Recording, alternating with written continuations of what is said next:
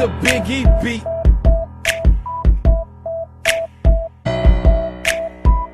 Cyberspace is real, and so are the risks that come with it. It's the great irony of our information age. The very technologies that empower us to create and to build also empower those who would disrupt and destroy. In short, America's economic prosperity in the 21st century will depend on cybersecurity. And this is also a matter of public safety and national security. Indeed, in today's world, acts of terror could come not only from a few extremists in suicide vests, but from a few keystrokes on the computer, a weapon of mass disruption. It's now clear this cyber threat is one of the most serious economic and national security challenges we face as a nation. It's also clear that we're not as prepared as we should be, as a government or as a country. This status quo is no longer acceptable, not when there's so much at stake. We can and we must do better. It's that my administration will pursue a new, comprehensive approach to securing America's digital infrastructure. Protecting this infrastructure will be a national security priority. I'm creating a new office here at the White House that will be led by the Cybersecurity Coordinator. Because of the critical importance of this work, I will personally select this official. I'll depend on this official in all matters relating to cybersecurity. And this official will have my full support and regular access to me as we confront these challenges. To ensure that federal cyber policies enhance our security and our prosperity, my cybersecurity coordinator will be a member of the National Security Staff as well as the staff of my National Economic Council.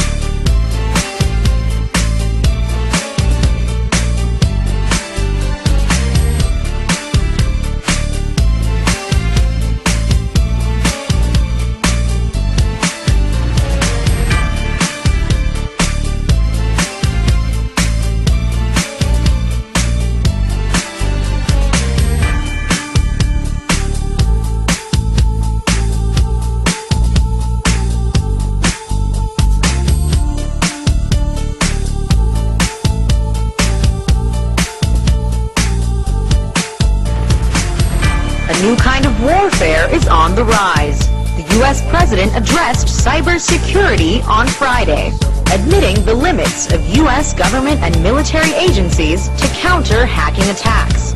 To the rescue, a cyber czar, one man to oversee and coordinate internet security efforts. But who's the enemy behind the computer screen? Well, the problem with doing something like this is that you have to have a threat, and the threats aren't well defined.